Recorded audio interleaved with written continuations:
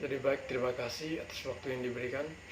Eh, Perkenalkan, nama saya Leonardus Fibranus Babulanga, mahasiswa Undana Fisip Sosiologi. Ya, pada kesempatan ini saya ingin membahas mengenai virus corona dan pengaruhnya terhadap agama di era sekarang ini. Dikenal dengan nama virus corona, adalah jenis baru dari coronavirus yang menular ke manusia. Virus ini bisa menyerang siapa saja, baik bayi, anak-anak, orang dewasa, lansia, ibu hamil maupun ibu menyusui. Infeksi virus tersebut COVID-19 dan pertama kali ditemukan di kota Wuhan, Cina pada akhir Desember 2019. Virus ini menular dengan cepat dan telah menyebar ke wilayah lain di Cina, ke beberapa negara termasuk Indonesia. Hal ini membuat beberapa negara di luar negeri menerapkan kebijakan untuk memberlakukan lockdown dalam rangka mencegah penyebaran virus corona. Coronavirus adalah kumpulan virus yang menginfeksi sistem pernapasan. Pada banyak kasus virus ini hanya menyebabkan infeksi pernapasan ringan seperti flu, namun virus ini juga bisa menyebabkan infeksi pernapasan berat seperti infeksi paru-paru. Gejala virus corona COVID-19. Gejala awal infeksi virus corona atau COVID-19 ini bisa berupa gejala flu seperti demam, pilek, batuk, kering, sakit tenggorokan, dan sakit kepala. Setelah itu gejala bisa berat. Pasien bisa mengalami demam tinggi, batuk, bahkan darah, sesak napas, dan nyeri di dada. Gejala-gejala tersebut muncul ketika tubuh bereaksi melawan virus corona. Sesak napas menurut peneliti, namun secara umum ada 3 gejala yang bisa menandakan seorang terinfeksi virus COVID-19 atau virus corona. Demam suhu tubuh di atas 38 derajat Celcius, batuk. Gejala COVID muncul dalam waktu 2 hari sampai 2 minggu setelah terpapar virus ini.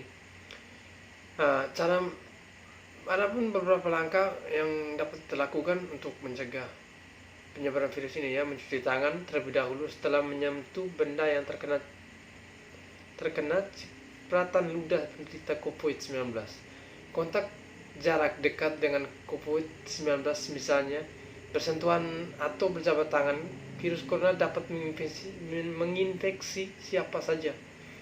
Tetapi efeknya akan lebih berbahaya, bahkan fatal bila terjadi pada orang lanjut usia, ibu hamil, orang yang memiliki penyakit tertentu, perokok, orang yang daya tahan tubuhnya lemah atau memiliki riwayat penyakit lain. Di dalam menghadapi COVID-19 ini terdapat banyak sekali dampak dalam aspek-aspek beberapa agama. Di antaranya adalah di dalam tata cara ibadah dan beragama yang mana pada saat ini kita mengetahui bahwa wabah COVID-19 bukan hanya merenggut ribuan dari nyawa manusia, tetapi juga mengubah suatu tata cara ibadah.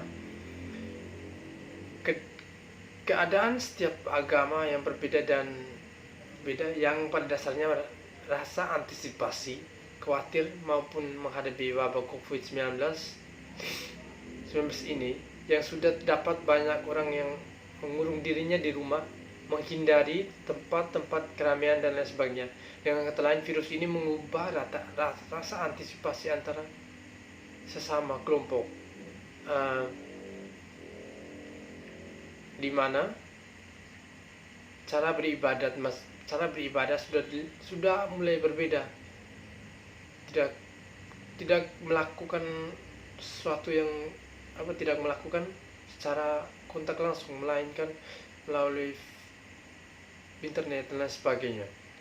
Jadi pada dasarnya wabah COVID-19 ini juga berdampak pada aspek-aspek kehidupan keagamaan umat manusia yang dianut, yang dimana sejumlah masjid, gereja, kuil telah mengubah tata cara ibadah demi menahan penyebaran COVID-19 ini.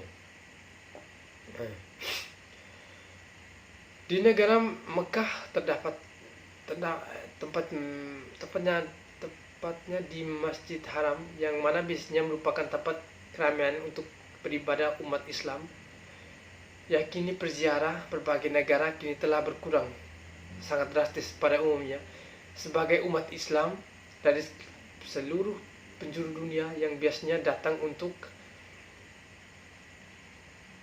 menjalani ibadah umroh yang berlangsung sepanjang tahun, kemudian pada sekitar 8 juta umat manusia yang mana menunaikan ibadah hajinya pada setiap tahunnya.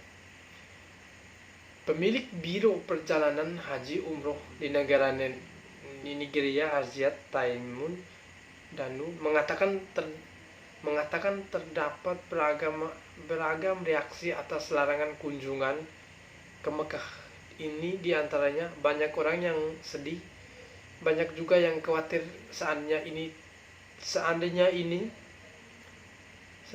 terus terjadi hingga Ramadan atau bahkan sampai musim hujan tahun ini yang akan terjadi katanya. Di Afrika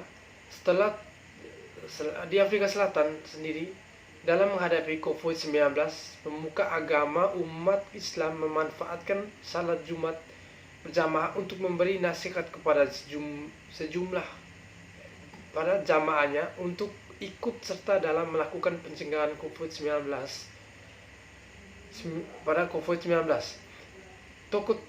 Tokoh Muhammad Ali dari BBC Afrika sendiri mengatakan bahwa umat di masjidnya disarankan agar tidak berjabat tangan atau berpelukan sesudah ibadah.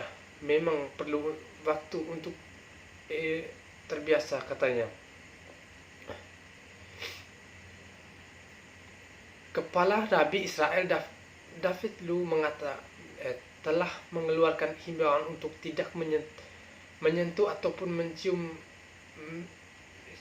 mezuzah, yaitu gulungan berisi tentang ayat-ayat agama yang ditempatkan di tiang pintu rumah. Mezuzah sendiri pada sebelumnya biasa disentuh atau dicium ketika memasuki bangunan maupun ruangan konferensi. Rabi Eropa juga telah menyarankan orang untuk tidak mencium barang-barang seperti gulungan Taurat. Di Vatikan, tokoh yang bernama Paulus Franciscus memilih tidak menyampaikan berkat tradisional Minggu dari teras jendela yang menghadap lapangan Santo Petrus. Sebagai gantinya, ia menyampaikan berkat Minggu secara langsung melalui media internet dalam upaya untuk mengurangi keramaian di Vatikan itu sendiri.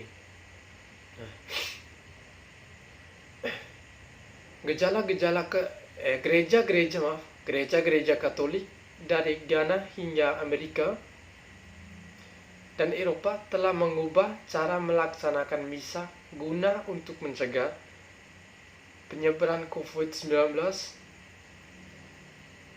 Para imam gereja meletakkan hosti atau roti sakramen di tangan para jemaat daripada lidah mereka.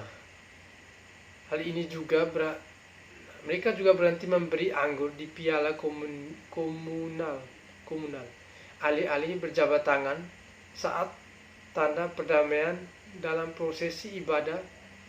Anggota jemaat diminta hanya mendoakan jemaat yang duduk di sebelahnya.